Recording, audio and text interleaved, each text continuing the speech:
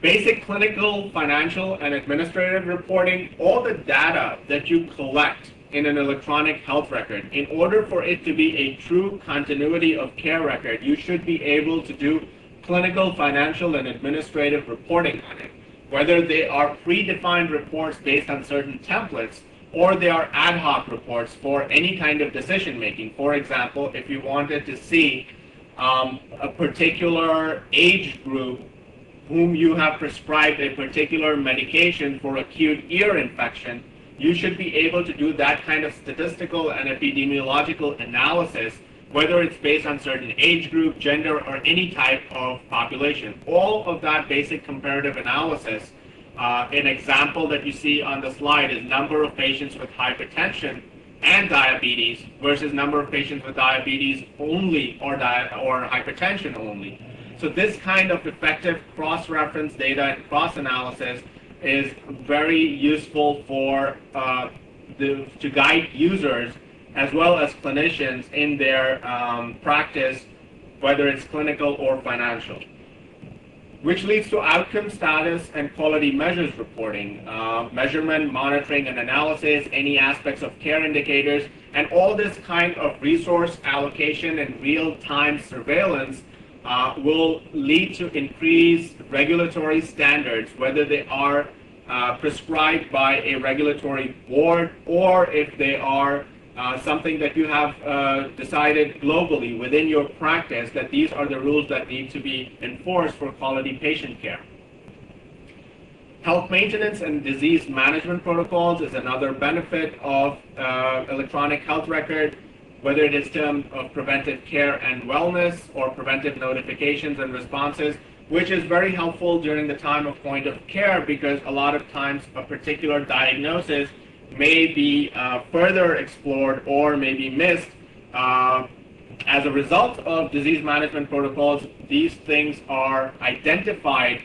based on known disease patterns or based on prediction of health risks at the time of point of care. So any deviation from standard protocols or better surveillance of predictable disease patterns can be easily identified in an electronic health record. Finally, health education and health directives are issued within an electronic health record. SequelMed EHR has these embedded, and it provides different identifications based on whether it's specific populations or whether it's based on specific specialties. You can benefit from these health management initiatives whether you are a physician or any other clinical field, because SequelMed EHR would provide integrated disease management support for the education, outreach, and care to patients, which will eventually lead to informed therapy, as well as effective analytical management of all the health-related concerns, leading to ultimately what the goal, as I defined in the beginning of the presentation, was improved quality care. A lot of times improved quality care is compromised when an EHR is thought of because now you're doing something on a computer as opposed to doing something manually. And many of these issues can be overcome once the willingness to adapt EHR is accepted both psychologically and physically.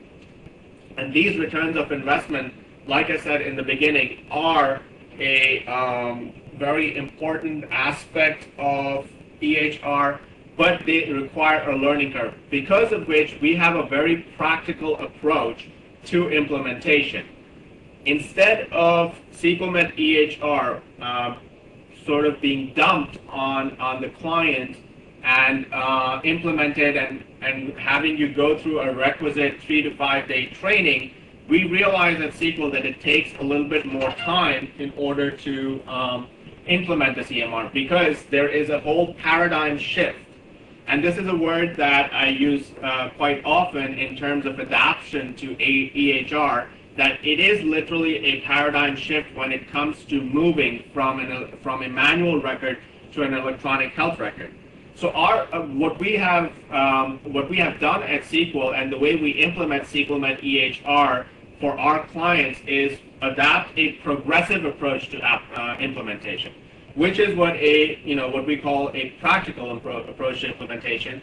And the way it normally works is that we work with the client on their clinical flow, do a complete workflow analysis, and come up with their templates in order to understand how they use their clinical examination throughout the practice. This does not mean that we do not have predefined templates like a lot of companies do. We do. And we offer you all those predefined templates, but the customizability and flexibility of that template building is what is the main point in our EMR, in our EHR, because it facilitates the adaptation of workflow to the exact way, or close to the exact way, a physician does in their office. So that flexibility and customizability is lent throughout our EMR. Also, our goal usually is that we should not be able, that a physician or any user of the EMR should not be